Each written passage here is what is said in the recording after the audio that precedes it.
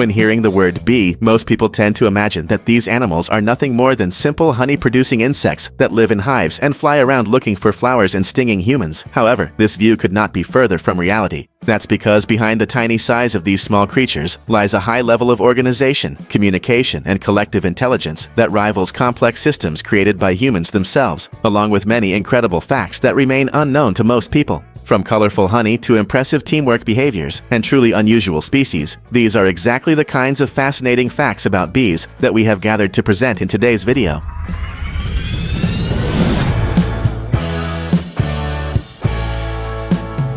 Collective mind. When we think about intelligence, we rarely associate this concept with insects. However, bees demonstrate a surprising level of intelligence, being capable of solving complex problems when acting as a group. In controlled experiments, bees have already proven able to learn new tasks, memorize solutions, adapt strategies when something does not work, and even make cost-benefit decisions, such as choosing shorter routes or more efficient food sources. In addition, some studies also indicate that they can recognize visual patterns, distinguish simple quantities, and solve problems that require more than one step to reach a final result. Another impressive point is that many of these abilities do not depend on a single individual, but rather on the collective functioning of the colony, considering that each bee performs a simple action that, when combined, generates complex solutions, a phenomenon known as collective intelligence. As in the case of this video here, where two bees joined forces to try to open the cap of a soda bottle, and surprisingly enough, actually succeeded. As abelhas se juntaram para roubar o meu refrigerante. E elas vão conseguir, cara. Ó, a brisa. Malditas! Sting with no return. If you, like me, have already had the unfortunate experience of being stung by a bee, you probably remember well the intense pain and the itching that can last for several hours, right? However, what almost no one knows is that in most of these cases, the one that suffers the most from this situation is actually the bee itself, since these insects do not survive after stinging a human. This happens because in many species of honeybees, the stinger of worker bees has small barbs that cause it to become lodged when the bee stings the skin of a mammal like ours. As a result, when the bee tries to pull away, it ends up tearing off part of its own abdomen along with vital organs, which leads to its death shortly afterward. However, this sacrifice is not in vain, because even after the bee detaches, the stinger continues to automatically inject venom for several seconds, increasing the effectiveness of the defense and helping to drive the threat away from the hive through an extreme act of protection that proves that for bees, the survival of the group matters more than that of an individual. Leafcutter bees.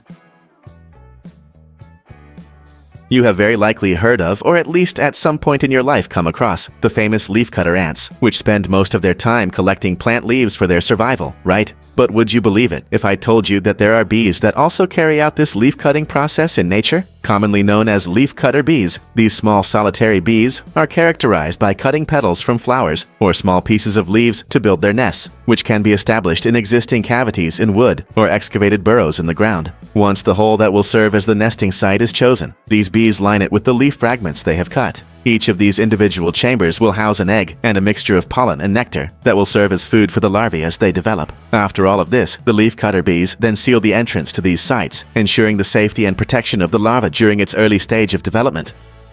Valuable honey. Okay, it would be practically impossible to make a video about bees without mentioning the delicious and widely appreciated food these animals produce, which, despite seeming simple and being well known to most people, also has some very interesting curiosities. To begin with, a hive containing around 50,000 bees can produce up to 250 kilograms of honey per year. More specifically, to produce 1 tablespoon of honey, a single bee would need to visit around 84,000 flowers, while producing 1 kilogram of honey requires a hive to collect nectar from approximately 4 to 5 million flowers, which roughly equals the hive traveling a distance equivalent to 4 trips around the Earth. However, all this hard work is not in vain, since this collective effort results in a food with unique properties that is considered the only food in the world that does not spoil when properly stored in an airtight container. This is due to its low moisture content, high concentration of sugars, and natural acidity, which create an environment where microorganisms cannot develop. To give an idea, jars of honey that are about 3,000 years old have already been found in Egyptian tombs, and according to archaeologists' reports, although the honey was very thick and crystallized due to time, it was still in perfect condition and remained edible. In addition, another very interesting curiosity about honey that few people know is the fact that it is not always the same, as its color, aroma, and flavor can change depending on the flowers available in the environment. One of the most famous examples of this occurs in the Himalayan mountains, especially in Nepal, where local populations use ropes and handmade ladders to descend vertical cliffs and collect the distinctive honey produced by giant honey-producing bees in the region. Well, I know that at this point you are probably asking yourself, okay, but why do they do this despite the extreme risk of falling and the attacks from the bees? And the answer lies precisely in the type of honey produced in that region. Unlike common honey, the honey collected from these rocky cliffs may contain natural toxic substances called granotoxins, derived from the nectar of rhododendron flowers that grow on mountain slopes. When consumed, this honey can cause effects such as dizziness, a drop in blood pressure, mental confusion, and a feeling of disorientation, which is why it is popularly known as mad honey. Because of this, it is not consumed as an everyday food, but rather used in a controlled way in local traditional medicine, and also valued as a rare product, since it is highly sought after by tourists and curious visitors who wish to try this honey and experience the effects it produces on the human body. Bee bearding. For most people, the simple idea of encountering a bee is already a reason for panic. Now imagine having your entire body completely covered with bees. As strange as it may sound, in some parts of the world, this fear has turned into a spectacle and even a competition in events known as bee beards, where participants allow thousands of bees to cluster directly on their bodies. This practice is quite famous in some regions of China and Canada, where festivals and competitions evaluate who can sustain the largest number of bees for the longest time. The goal is not pain resistance, but rather control, technique, and knowledge of the behavior of these insects, which are attracted to the human body mainly by the presence of the queen bee, which is usually placed in a small cage near the participant's face or chest. Thus, as the workers always follow the queen, they naturally gather around her, covering the participants' bodies with thousands of bees, in a scene that may seem like a real nightmare to many people, but, despite its extreme appearance, poses no risk to the participants' lives as long as they avoid sudden movements, since without a hive with honey and brood to protect, the instinct to defend the home, which causes most attacks, is neutralized, and since the bees do not feel threatened, they have no reason to attack. Unexpected colors. When we think about bees, we almost always imagine the same yellow and black color pattern. However, this image represents only a small part of the great diversity of colors that exist, since around our planet there are bees of many different colors that many people do not even imagine exist, such as metallic green, purple, deep black, and even blue bees. And speaking of blue, one of my favorite bee species is precisely that color. It is the impressive and magnificent blue carpenter bee, easily recognizable by its large body and its metallic blue coloration, and that, unlike most common bees, does not live in hives nor produce honey, since it is a solitary bee that excavates holes in wood to build its nests. In addition, another interesting curiosity worth mentioning about the blue carpenter bee is that despite its striking appearance, it is not an aggressive species, since females usually only sting if they are handled directly, while males do not even possess a stinger. Stingless bees.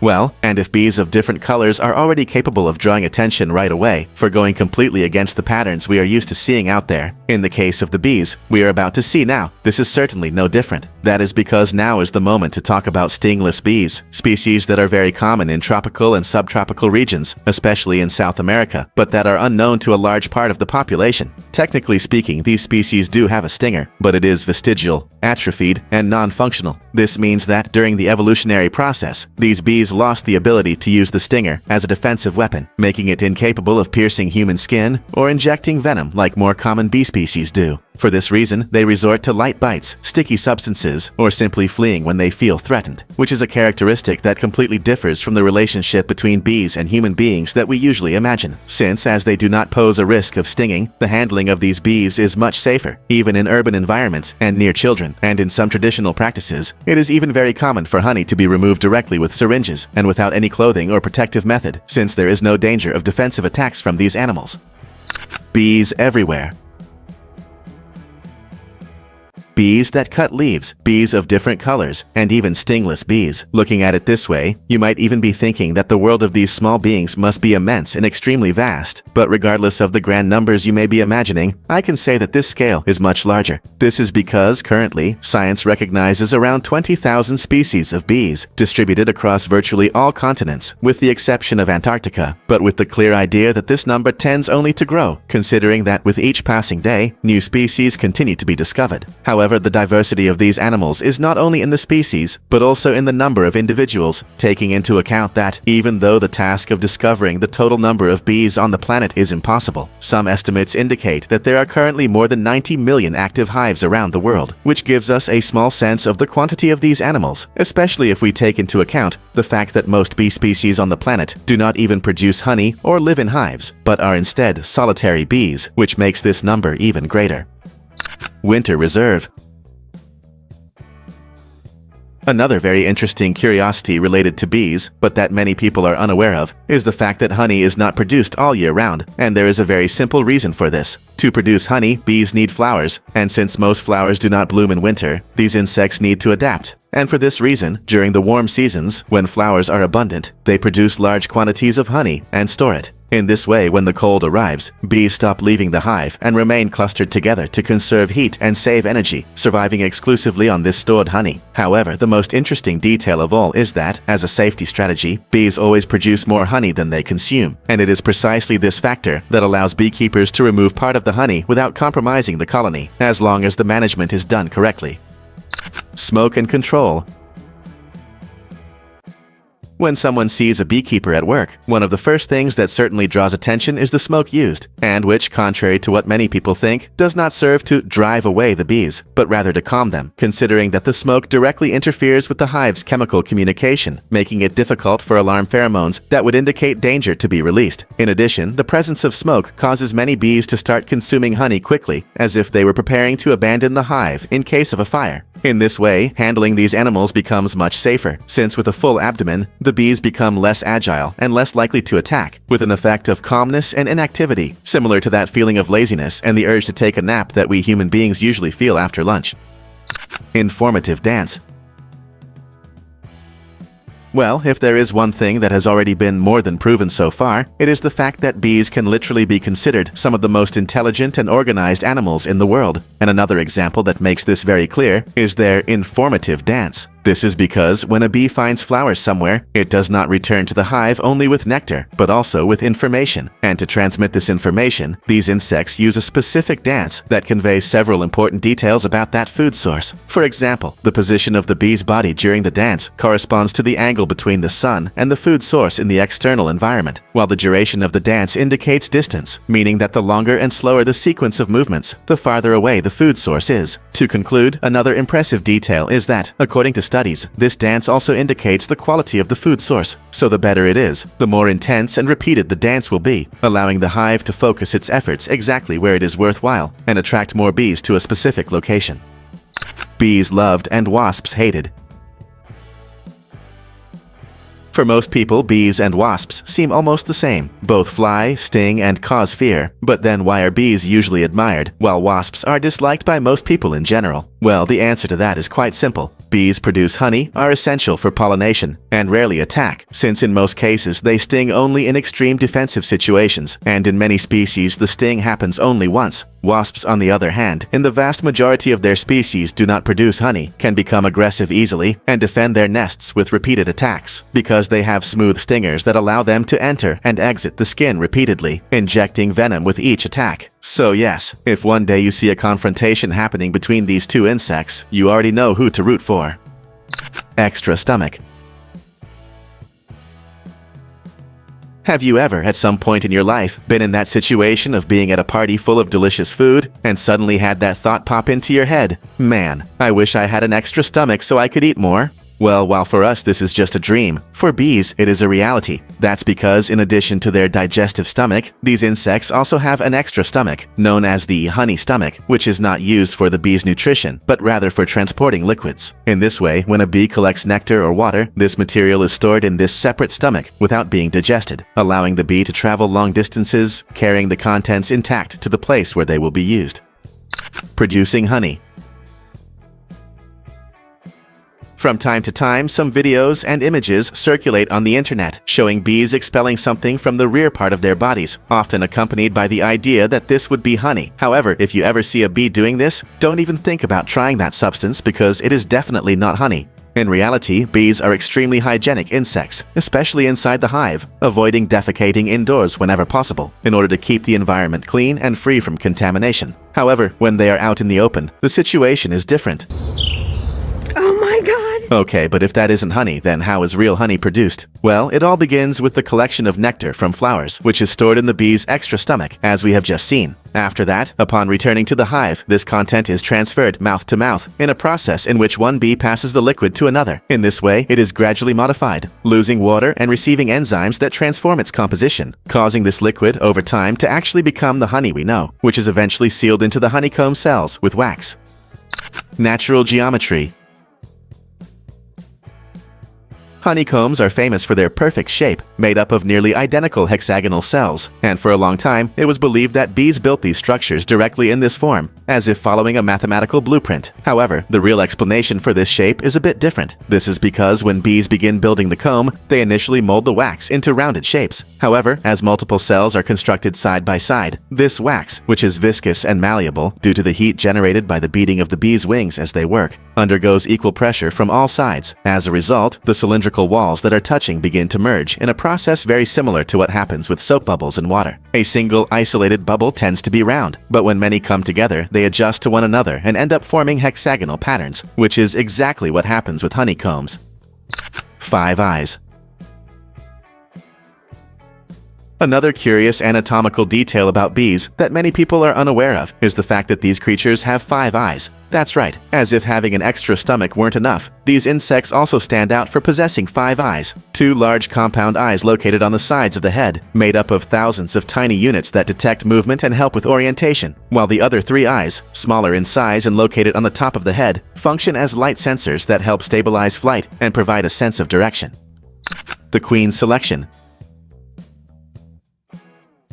The queen bee is undoubtedly the most important part of the entire hive, since without her, none of the other bees would even exist. But have you ever stopped to think about how a new queen bee comes into existence? Well, contrary to what many myths and theories suggest, no bee is born destined to be a queen. This is because the difference in development between a queen bee and a common worker does not lie in the egg, but in how it is raised. To begin with, the creation of a new queen usually happens for 2 main reasons. The first occurs when the current queen suddenly dies, or simply grows too old and stops laying fertilized eggs efficiently, while the second happens when the hive becomes too crowded and the bees decide to split in order to form new colonies. Thus, regardless of the reason, when a colony decides it needs a new queen, some ordinary larvae are selected and begin to receive an exclusive and continuous diet called royal jelly, which completely changes their physical and reproductive development, transforming the larva into a fertile female that is larger and far longer lived than a common worker bee. As a result, once fully grown and mature, the queen leaves the hive to perform mating flights, during which she mates with several drones, and then returns to the hive carrying enough reproductive material to last for the rest of her life, while the males die immediately after mating because their reproductive organs are torn in the process.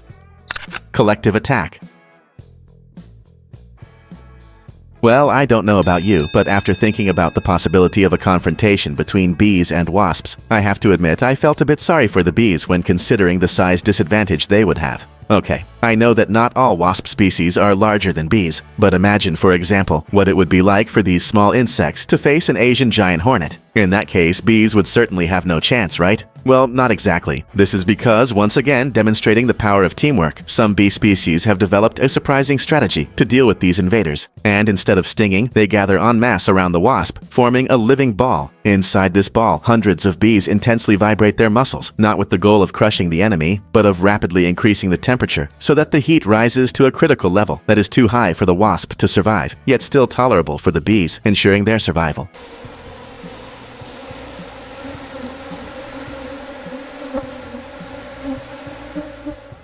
The largest bee in the world. Now let's talk about Wallace's giant bee, a species that visually resembles a mix between a bee and a wasp, with a robust body and enormous mandibles, and which is famous for holding the title of the largest bee in the world, reaching nearly 4 centimeters in length. This species is solitary and builds its nests using resin and wood, usually inside termite mounds, making use of its extremely large and strong mandibles to shape the building materials. For a long time, it was believed to be extinct. However, it was fortunately rediscovered recently in some forested areas of Indonesia. Colored honey.